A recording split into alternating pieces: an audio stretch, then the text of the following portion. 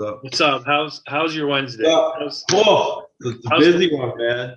Busy. We're bringing on a shitload of clients. We also had one of our employees is just really sick right now with COVID, actually. Yes. So they're off and they're ops. So like they're off right now with operations. So I've had to take that on my plates. It's a lot of shit. Managing like fucking 23 client accounts right now, while also going to do sales. So it's a bunch of shit. I need a better understanding of like your company's day to day and like the operation side. What does someone working for Greencube do? Great question. I mean, there's roles, right? There's different roles. So operations, what am I doing in operations right now? So TV, our product is, we basically create, and I don't think actually we've ever talked about it really. No. Right? So we're an AI powered B2B marketing company. So what we've done is basically we've identified in B2B companies specifically. So like business one sells to business B, right? Yes. That's it. But for business one to market to business B and get business B in their sales pipeline is super chaotic. So why? So because it's people will buy like Zoom info lists, for example. They'll do email marketing, mass email marketing. They'll blast out 1,000 emails, right? They'll cold call. This is like the 90s cold calling era.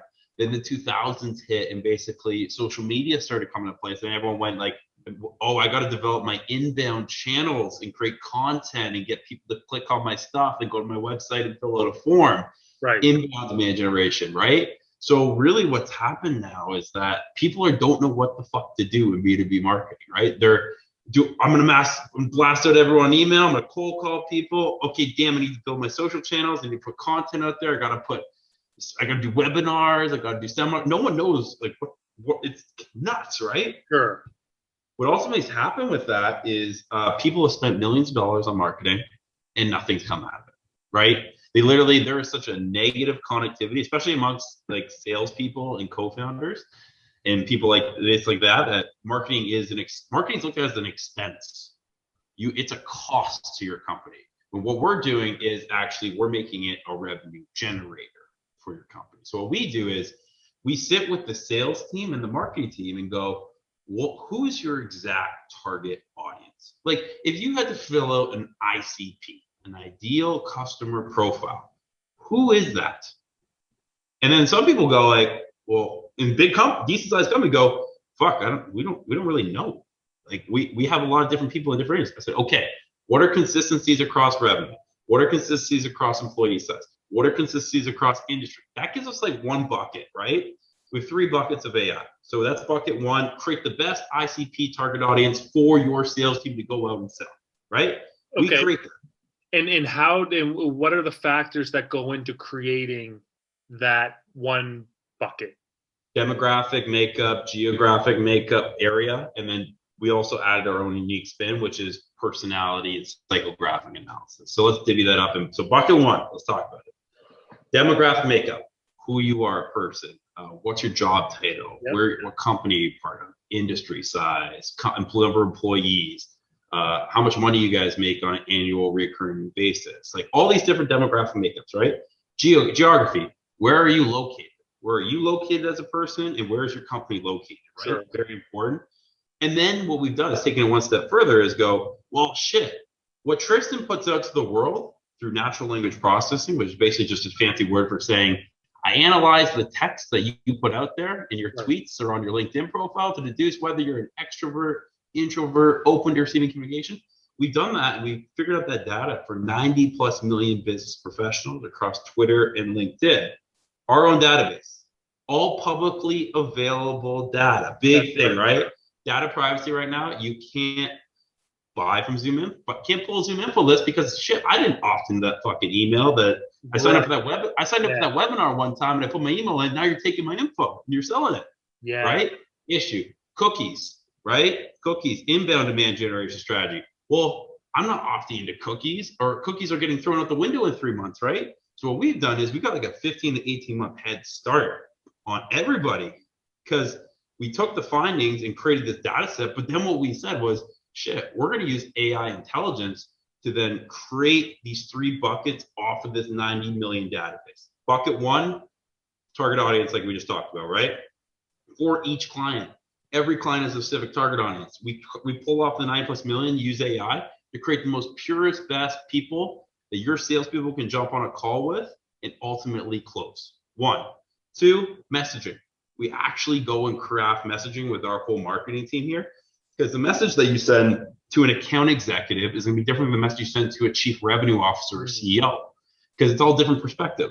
Account executive is probably hands-on with the product. So you go, for Greencube, for example, we're going to increase the quality of calls that you have on a weekly basis, so you can ultimately jump on the calls that are Greencube book calls and know that they're qualified, and you can close deals and hit your quota. That's how you pitch an account executive. How you pitch a CRO is, we're going to optimize your whole sales team so you can hit your quarterly numbers and look like a rock star, basically. Nice. Right? Interesting, right? Different perspectives. So we message match based on job title, demographic, but we also message match based on personality. So if the person's more introverted scoring person on the natural language processing side, we're going to send them a relationship building message. Can't be so salesy up front with your product.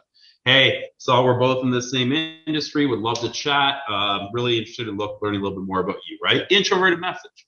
Extroverted people, they'll bite at anything. So really what you can do is you can send them a really hardcore sales message and convey your value prop in the first message, right? Person will bite at it. I want to get basically all this goes to is, in the third bucket, is sequencing, right? And cadence. So sequencing and cadence is a fancy word for saying, hey, we're going to message you over a series point of times, over a month, 2 months, 3 months, that ultimately then you will respond eventually. You'll knock on the door eventually enough, the door will open, right? All that mixed in is our 3 bucks of AI. What that does is it gets responses, Tristan. So we get responses from qualified, purist, target audience people that are interested in your product. And we actually go and facilitate the response into a book call in your sales calendar. So you get a full streamlined AI end-to-end B2B marketing solution that prospects the best target audience for you, manages your responses on social, basically on Twitter and LinkedIn, and books that call on your calendar. So really, you're just jumping on calls and do what you do best, Tristan, and that's sell. That's it. That's a dream come true, because you guys are just taking care of all the heavy lifting for these companies that want to go out. We're weeding it. So there's a big term, right? Big term in our industry is noise. Yeah. It's actually a term, right? Noise is correlated to volume. Everyone was voluming, right? Blast 1 million people, spend a shitload of money on ad spend, get clicks, impressions, thousands, noise. Yeah. Wow. We go, mute the noise. What do you really care about? Oh, you just want that person? Okay, we'll go in there. We'll really craft a personalized message that resonates with that person. That person deserves that. You deserve that, and we're gonna get you on a call. So when you bring a prospective list to a business, say, hey, these people are your target audience. We've gone out and created, and we built this audience for you. So that's the great thing about companies, right? They all have target audiences. That's right. But so my question is, does the target audience that you bring to a company, does the audience know about that company before they hop on a call? Zero. It's cold. Okay. Cold outreach. It is the coldest. But by doing it through people, so we don't do it through the company pages, we do it through people. Yes. A person reaching out to a person is way more impactful than a company blasting an email out to millions of people in an email thread. And I've felt that with my Undressed Jersey. People are like, hey, do you send messages out on the Undressed Jersey account or the Tristan Ross? I was like, no, it's always Tristan Ross, because 100%. I want to put a face behind the brand, company, whatever. Exactly. And also, like, the person goes, wow, I got a person reaching out to me from what's called the Toronto Maple Leafs, for example, that, I have season tickets, or they're asking to buy season tickets. Wow, that's really cool. I'm going to talk to that person. I got my people at the Maple Leafs now, right? Like, that's right. Big corporations have to adjust. And they're ultimately are starting to with all these data privacy laws coming down with cookies and all these cookies and data opt-out out of the private data from Zoom Info and all these outbound stats are making companies become more personalized again, making companies actually connect a human to a human. We're going backwards into the 90s, but the reason why we have a head start is because we have this big, awesome, publicly available database. That's cool how you say like how, you know, we're moving back to the 90s. It's all a circle. It's all a cycle, right? So 90s was like outbound, no internet, call, go, Wolf of Wall Street, right. all this shit, right? Then it came down into basically like inbound. Oh, Facebook comes around, Google's alive, internet, SEO, build my content, build my profiles, create content, get people to click to my website, inbound demand generation. And now we're kind of coming out of inbound because of and we're probably getting escalated out of inbound because of cookies, GDPR, spam, all this big legislation being passed down. So now B2C companies, B2B companies, all big CMOs, CROs have to adjust to this because it's such a massive issue. And they know it's a massive issue. They're putting on the front. They're saying, we got this. We're going to be fine. Internally, they're like, what the hell do we do? Well, come to Greencube. We're going to help you out. And I love that like technology is now just enhancing that cold call experience because you guys are using technology to eliminate all the noise in the market, right? And then provide like pinpoint like this is your target customer, this is their name, this is their and it's great also for the person on the other side, right? So we always talk about like we have to respect also not just our clients but who our clients are reaching out to. Yeah. We are not a spray and pray company. We're not a blaster, right? We don't blast millions of people, right? But we're going to strategically really sit and really quantify with data science and AI that that's the best person for you. And we're doing that because they also will get a lot out of it too, because you're reaching out to them. It's really a new way to go about it. And it's something that we've had a ton of success. There's a reason why our ROI, response rates, connection back rates are industry leading. And what they are like, bro, that's got to be super cool. Like just like that last 15 minutes, how you just kind of unraveled everything that Greencube is doing and has done. Yeah. From the industry perspective, like overview, like that's got to be super cool that you're a part of something that's kind of leading the next generation of marketing. So it's funny, right? When you're disrupting an industry like we are, and I can honestly hand over heart say that, and honestly, I wouldn't want to be part of another company that isn't disrupting something. That's just my personality. I just love to I just love to, break a little bit, kill the status quo and make it better, and ultimately make it better for not just us, but for the people and for everyone around me, right? But breaking and disrupting is super frustrating, right? Because you're think about it. It's like you're pounding your fist, your fist is like your company, and you're just literally pounding your fist against a brick wall for like over and over again. And literally, you're pounding a brick wall, but you're so stubborn, and you're so like, you have so much belief really that this is the solution that eventually, what I love, again, it goes back to why people stop doing what they're doing. Eventually they just go, that wall's never going to break. Right. Never going to break. With us, do you think about that during your process? Yes, you think the wall might never break, but really, your fist actually, thinking about it gets stronger, right? You keep getting stronger and stronger and stronger, and building belief, and then ultimately you just break through. And so now, like we talked about a couple of weeks ago, the backbone product, we've broken through, and people are coming to us now, and it's really cool, and it's great to see. And we've actually, like I said, we're probably doubling our business every month right now, and it's at a stupid rate. We're scaling. It's exciting. It's also really fucking stressful too. So that's right. And do you think, just to stay on the point of the whole why like disrupting an industry is super frustrating, is it because like it's hard to look around at what other people are doing and lean on other companies for advice and mentors, because you're literally creating something that's maybe not really that. I think it's frustrating because you're trying to convince someone on the other side of the table that you're not that person that's gonna fuck you over for the 1000th time. it's like we're not that marketing. Our biggest thing was like, okay, we're lead generation to start, right? Which is our core business, really. We're a lead gen firm.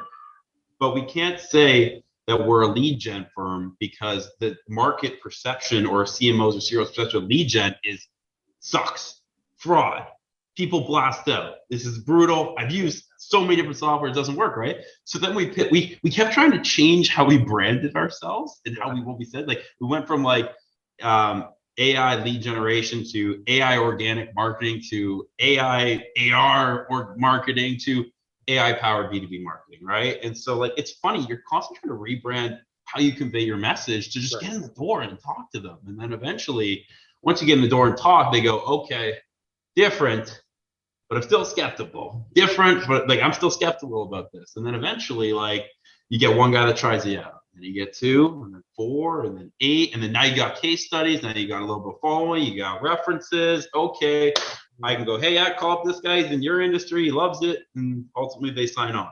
So that's what we're at now. And I've noticed like in all of these calls, even with like Nunchi and Pablo, like you've consistently said, hey, it's always that first client. It's always that first sale because that's what's going to get the ball rolling. Like you said, a lot of people are like, I think of like in school, in marketing, they killed us with the adoption of a product or service. Did you take marketing in university? Took marketing, yeah. Funny, right? Like your whole thing is just getting flipped on its goddamn head. What you guys have learned. Oh, totally. And if I'm being quite honest, I didn't learn a whole bunch in university. I had no application. I didn't know how. They just taught you theory, and then I could never make the connection of how this applies in a business. Like, right. For me, I need to live in the environment that I'm going to be working in, and there wasn't any. There was. I found that with school too, right? Like, it's funny, right? On this topic of school, if I went back to school today, like I would be really good at it. Oh, I totally agree. I would be it's funny, right? Like you've been in the real world. It's funny, like that's why I don't think co-op programs, the meaning behind co-op programs are great, but I almost think there should be like, go to school for 2 years, learn the principles, and then go on a year on your own and come back. For sure. Right? Yeah, and that's what I think co-ops are designed to do. Right, but you're still in school. But you're still in school and you're trying to balance, and then you have this, the mindset of being in school is like, I don't want to be here anyway, it's a pain in the ass, versus now that we've been out of school and we've been living in the business world, to us to go back, we'd be like, oh, hell yeah, I want to go back, and now I'm going to like be here to build on what I've already done in the last year. And maybe that's what master's degrees are for, but I think, and I think, but like in a master's course, like I'll be able to resonate a lot with a lot of principles now because I've been in the real world, right? So if I went and did my MBA, which I hope to do one day, just because I want to do it. I don't probably need to, but I want it, right? I think it's you'll resonate with principles that you can take back to your own experience and go, okay, so that's what he means by that. He means this. We did this with this, right? And then all of a sudden, like I bet you my MBA marks will be a fuck ton better. It'd be a lot harder. It'd be a fuck ton better than my economics marks at Dartmouth. It's just that's right. And you got to think of the Troy in grade 12 going into his first year of university, and like the narrative about university is like you're here to learn about the career that you're about to live through after you're done. But I like going from high school to college, like we don't have any foresight of what the future us will be doing. So how do we apply? How do we make the connection of what we're learning and how it's going to apply after? Oh, I don't know if you can, right? Like this is that's why like university is supposed to be like a discovering process, right? So like it's like, again, I talked to a bunch of high school students like a couple months ago, and they went, Troy, what should I do with my career? And then I went like, well, like first off, like who the fuck am I to tell you what to do with your career? You should be figuring that out for yourself. Second off, I asked them, like, are you saying like in 4 years after you finish graduating where you should go into? And they go, yeah. And I go, dude, what? I don't know. We could be living on the moon in 4 years. We don't know where stuff goes. Like, it's funny, right? But I had that same mindset. You probably had that mindset. And I'm going to go take a business degree and I'm going to be a business person, or I'm going to be in finance, or I'm going to do that. literally then you get in the real world, you're like, wow, finance, they have debt, equity, blah, blah, blah, private banks, blah, blah. Like, it's crypto, you name it. There's like so many different subsegments of finance, and then there's millions of subsegments under those subsegments, right? That's right. And so and it's funny. You used to saying like, I don't know where we're going to be in 4 years. Like that's such the mindset of a disruptor. It's because like you're in the mode of like what things are right now aren't what they necessarily are going to be in the future, and like that you're living like you're building. Might not be next month, dude. Look at all this legislation just came down. Like our timing is perfect. Like it could have been legislation that fucked us, right? To be honest. Actually, it would have been legislation that totally screwed us over if we were still in the industry, the first business that we were in B2C ad spend optimization. Yeah. Ad spend just got. So it got. Ad spend is like gone. Facebook is dying right now against Apple because Apple's not letting people locate. They can't locate anyone. Yeah. So they're just going. I think they were in the GTA. I think they're. We know that they're. Well, they might have lied about their age when they signed up, so they could be 20 to 30. 100%. People don't give a shit about people now. Companies, salespeople are pissed off about. It could be that person. No, fucking tell me it's that person that I'm actually. That's right. That's right. That's what we do. We verify it's that person beforehand. See, that's super interesting. When you bring that up on a sales call to someone who's skeptical about what Greencube is doing, and they're like, "Oh no, you guys, this is sounding too good to be true," kind of thing. All you have to do is point out where what they're currently doing right now is turned upside down. 100%. And I think like it's also they're always going to be skeptical, right? Like I know when I jump on a call with someone, listen, sometimes I jump on calls and they're like, "Let's go, it's great, it's the best thing ever." It's a great. We all love those sales calls. I also love the calls that are like, "Oh no," or I'm like, "Listen, I love the tough calls. I like them. I like them because guess what? I think I got all the answers, right? And it's a test for me, right? So like I love like switching the narrative of a person. I love like convincing them, but I'm also not just I'm convincing them out of like sheer genuinity and knowledge, right? Like I'm not skating or trying to tell you to. I'm not a car salesman, right? You're really just you're learning also on those calls. They might bring up a great question, and how do you answer that? I might say, listen, this is how we would approach that and how I would say that. But guess what? It's okay to go back to your team as well and say, listen, let me double check that with my team, and ultimately I'll get you back with a more concrete answer. I think that's something that's really lost in today's society, and I think a lot of not just just business is that everyone thinks they need to have the answer on the call. Yeah. But if you actually, it's intuitively thinking. If you actually take the extra 10 to 20 minutes after the call to follow up with your tech team, to follow up with your operations team, to actually answer that question, it is way more impactful because you took the time after the 30 minutes on the call to invest in that person and invest in that relationship. So that's what people like. When I know the answer, I'll say, listen, this is how I would answer it, but let me go back and really check my team. And guess what? I'll get back to you in the next 30 minutes of that. And they love that. Yeah. It's a great sales back. I agree. And it eliminates the risk of you saying something that's not true just to try to prove it to them. And guess what? I was that guy that totally would. That's the guy like a year ago, 2 years ago. Again, development, right? 100%. I was like a year or 2 years ago. I would have like made up something. For sure. Pretty cool. 100%. I'm just trying to get the business. I'm trying to make something stick, right? It's hilarious. I learned that while working at a restaurant, and I was a server in my first couple of shifts. You don't know the menu. Like as a server, like you only understand the menu after you've worked there for like at least 6-7 weeks. Right. And even then people will still ask you, "Oh, so what's in this dish? What's it made out of?" And so the first couple of shifts I'd be like, it's just cheese and like I would make something up. And then I'd go back and I would like check. I'm like, "Yo, so I just told someone this is what's actually in it." And they were like, "Bro, it's completely wrong." Like, dude, that person was probably lactose intolerant. You know what I mean? You're just serving people stuff. So then like I would just be like, man, now I have to like go tell them that I told them something wrong, and that's gonna. Versus if I was just there, I'd be like, you know what? This is my first couple of shifts. I don't actually know. Let me run back to the kitchen. They'll feel a lot more confident in you, and they'll get what they want at the same time. That's it. It's okay to ask people for advice. It's okay to ask people who have the knowledge. You learn.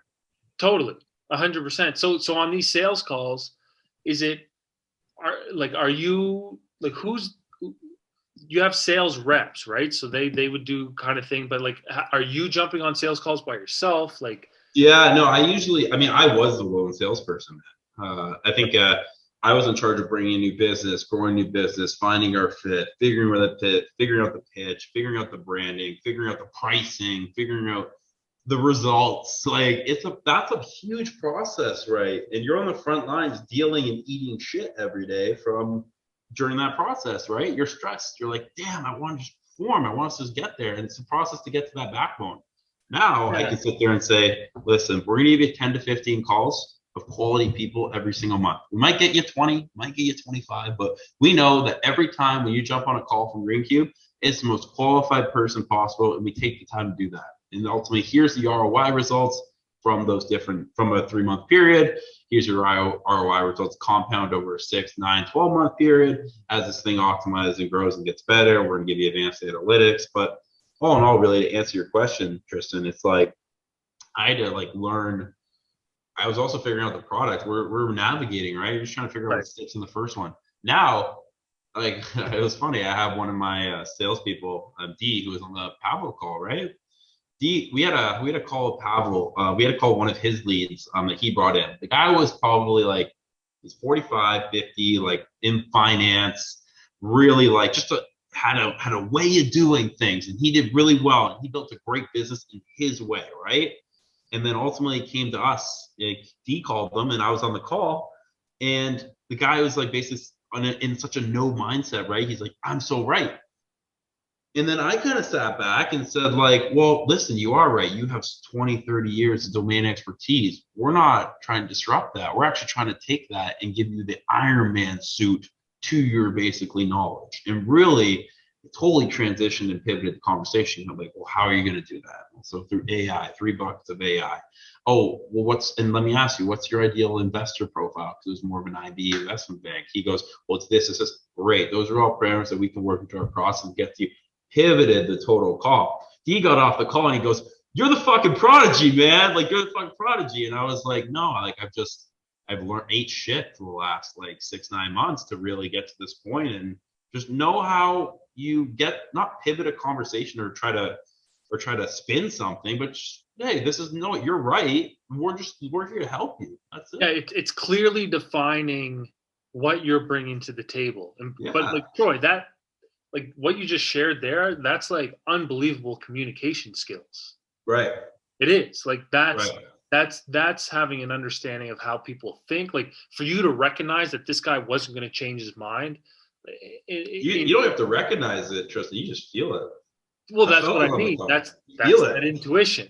Right. It goes back to their intuition. Because some people, that might just go over their head, and then they're mad at this guy because he won't listen to what I'm trying to say. He just doesn't understand it. He doesn't. Right. And you well, that's why I don't know. Listen, I don't know if my process is the right process, but my process is I don't use decks. I know the business really well. I know our business really well. I don't use presentations. I don't use scripts. I really just jump on, understand your business. I know our business really well, inside out. That's a big thing. Know your product and business inside out, right? That all just comes with time and experience in the company, and that's something I've learned over 6 months.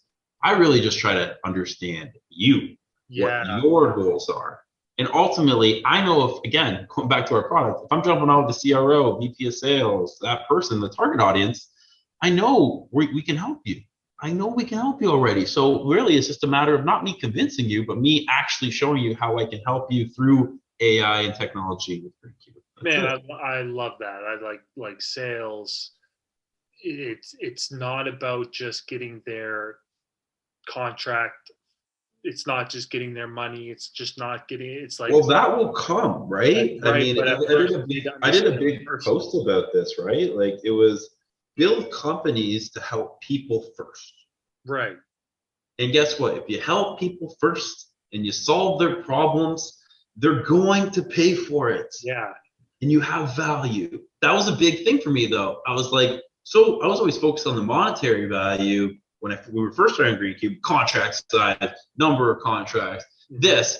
when really I should have been focusing on what I'm focused on today, and that's just helping people at the forefront and helping to help their pain and really just solve really and diminish their pain tolerance in this chaotic industry, to then ultimately then go out and say, this is the pricing, this is what it is, here's what I can do for you today. Then you go into negotiations and stuff. But really, it's always taking that narrative of helping people first. And that's been something that, and listen, I also know, I think I have decent business intellect when it comes to stuff. I know when I'm jumping on a call, I know your business inside out, man.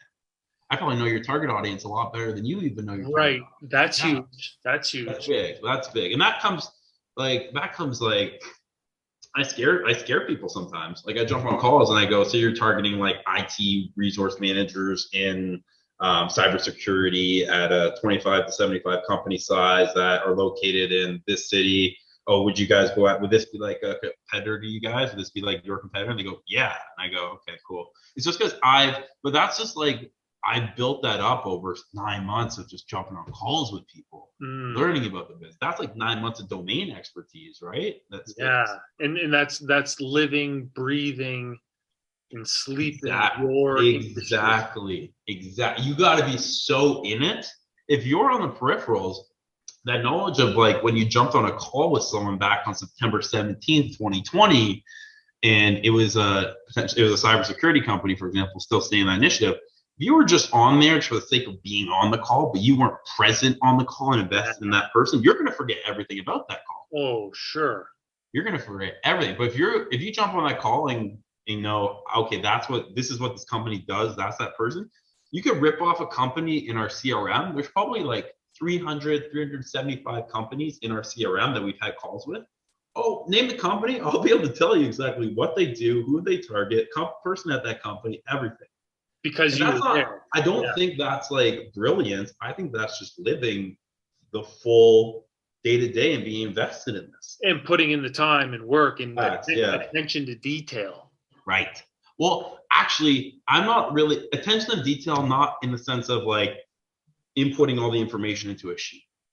But my attention to detail is I jump on calls before I jump on calls. I really try to understand your business for like 10, 15 minutes. I watch your videos, I watch your webinars, I read your PDFs, and that's really enough for me. I'm like the most disorganized person when it comes to inputting stats. Don't let me fill out a sheet, but I'll be able to jump on a call and pull information just from my head because I was invested in you, in that company when I was on the call. And then you have great people skills and you have a strong intuition and you keep it on the top. But then I also have people behind me that are organizational gurus, right? So that's where like your team starts to fill out. We have an Aiken who's basically our COO, basically our director of operations, and she's like the most organized person in the world. She probably hate me for saying this, but she literally takes notes on podcasts, like for casual podcasts, not even business. She takes notes, and these things are like color coded, highlighted, bolded, exclamation, like underlined, and I looked at it and she looks at me and goes, Troy, if only you were like this. I said, if only if I was like 1% of that. Like that's not my personality, right? But that's why you complete yourself with different team members to really fill your holes. That's it. That's man. That's incredible. And it's funny when you said build a business to help solve problems. Our CEO and founder, he's always saying, the bigger problem you can solve, the bigger the invoice you can send. Right. And that made me wonder, like, when you were head of sales and you were the one that had to design, not only just understand the product, but like how much to charge and all of that kind of stuff. Like I think that's a question that a lot of like for young entrepreneurs, first time entrepreneurs, they're like, I don't know how much to charge. Right. So how you figure it out? Navigate that. How you figure it out? You go out to the market and you find out, throw a number out there. Go on. That's like when I say like to get us the backbone product, we're also at the backbone product of pricing now too. True. But how did our pricing was, we thought we were throwing numbers out there in September. We then threw out a number in January. We then threw out a lower number here. Oh, that stuck. Okay, how much can we push the lower number up and still create value from the ROI perspective, right? It's all based on how much return on investment you create. Person will pay you $100,000 a month if you're giving them $3,000, $200,000 back. Like it's all ROI, but like you got to know exactly how much ROI you can actually deliver for someone to then figure out where your pricing is. But you also got to go out to the market and test that, right? See what competitors are pricing, see where you could come in, see what sticks with this certain industry and this job title of this person and this size companies. Oh shoot, okay, that because the pricing for an SMB or the pricing for an enterprise is going to be different than the pricing for a solo entrepreneur or a person just starting out. Like it's all relative, right? So you guys got to figure out what the relative pricing is for each segment. But you only do that, Tristan, if you go out to the market. A lot of people, entrepreneurs, won't even go out. Yeah. They'll stay in development stage. Yeah, I'm developing. They'll stay. We've done this. We stay in our room and we code up the best thing in the world, and then we go. We're ready. Then we go to market, and all of a sudden, oh, the market. When I was in my dark room coding, the market shifted.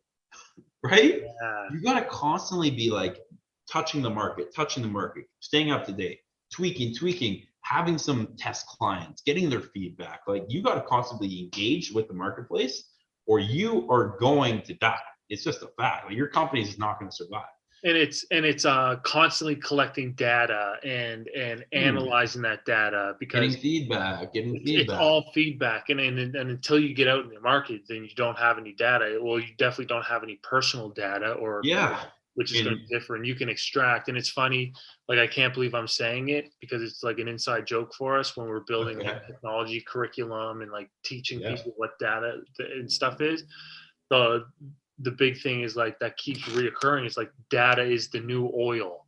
It's like it's important because it allows you to check, and it allows you to check and balance what you're currently doing. It's like trial and error. It's like like you said, you threw out a number in September and you lowered it and it stuck, and then you push. Like it's constant check and balance. Check and balance, trial and error, man. Test it out. Don't get discouraged when you go test it out and it crumbles. That's right. Thing, right? Like, hey, you stayed in your dark room, you built up this thing, you went out to market. Man, it didn't work. Okay, we're done. Why 99.9% of business fail, right? Like you go out to market, you hit it, and ultimately you build. Again, it's tough, right? Building a business is not easy. Right. You invest so much energy and time in this product. Go out to market, and the market might reject it. Might reject you, and then ultimately you're there. It's whether I'm gonna go back and I'm gonna pump some weights, and I'm gonna really make myself healthy. I'm gonna slick my hair back. I'm gonna put on a nice shirt. And then come back out. Am I more presentable now? Hey, maybe they'll like it, right? It's just, who knows? Do you ever, or have you ever like worried, or like what's like just like how did you navigate the whole discouragement of 99.99% of businesses fail, and like this like how do you think about that? Man, that's like a tough question. I know, because clearly you think about it, right? You're just like, what if? There's got to be a what if. Right. I mean, like, well, it goes back to, this is why, like, it goes back to, you got to build yourself first. You can't build the company first, right? Myself back a year and a half ago wouldn't have been able to take what I take today. Myself 9 months ago, 6 months ago, 3 months ago, 3 weeks, 2 weeks, wouldn't have been able to take what I take today. But I have the mindset that, dude, I'm just getting better every single day. And when you're getting better every day and you're genuinely believing in you, your company is just an extension of yourself. Like that's it, right? Like your business is literally an extension of the people that are behind the business. But you can't think about putting the business first. You can't think about that, because then you're thinking about results, monetary value, everything. You got to think about building your self-belief first, and really genuinely believe in what you're doing and your passion. My passion is disruption. I love disrupting stuff. We're disrupting a whole industry. Greencube is the product of disruption, of the extension of myself, right? Mm-hmm. This is it.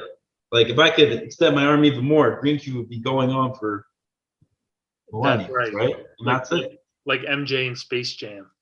Yeah, where his arm just extends. He dumps it. Man, it's super exciting. It's like I get a front row seat into the mind of the person that's helping building this new innovative company. It's fun to see your passion. It's fun to see man, your excitement. it's really cool, right? But it's also like, man, even where we were, like, this is Act 7, and where we were 7 weeks I ago, know. man, there was a lot of uncertainty. You look back 7 weeks ago, our company was uncertain, right? Crazy, eh? 7 weeks. That's insane. I mean, That's that's insane, nuts. right? I can't wait, dude. We're gonna have like 700 more of these Oh my weeks. God, And bring it it's gonna be on. crazy. Again, I am like so fired up where we're gonna go from here. It's gonna be awesome. Sky's the limit, buddy. That's Act 7. Good talking to you. We'll see you soon. Act 7. All right, Bye bye. Stay hot. see ya.